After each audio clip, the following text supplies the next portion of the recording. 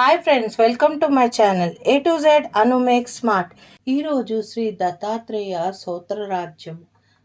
దత్తాత్రేయం మహాత్మనం వరదం భక్తవత్సలం ప్రపన్నార్తిహరం వందే స్మృతాగ్రామీ సమావతుం దీనబంధు కృపా సింధు సర్వకారణం సర్వరక్షాకరం వందే స్మృతామిగామి సమావతుం శరణాగతదీనార్తపరిత్రాణపారాయణం నారాయణం విభుం వందే స్మృతాగామి సమావతు సర్వానర్ధహరం దేవం సర్వమంగళమంగళం సర్వక్లేశహరం వందే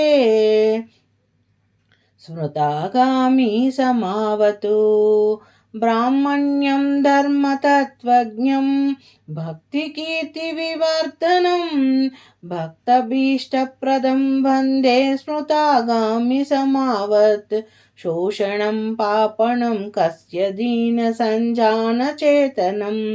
తాపప్రశమనం వందే స్మృతాగామి సమావత్ సర్వరోగప్రశమనం సర్వపీడనివారణం ఆపద్దోద్ధారణం వందే స్మృతాగామి సమావత్ జన్మ సంసార జన్బంధనాగ్న సర్వరూపానందదాయకం నిశ్రేయసాపదం వందే స్మృతాగామి సమావత్ జయాలాభయశః కామదాతు తత్వస్య యశస్తవం భోగమోక్షప్రదే శ్యామ పఠేతు దత్తప్రియో భవేత్.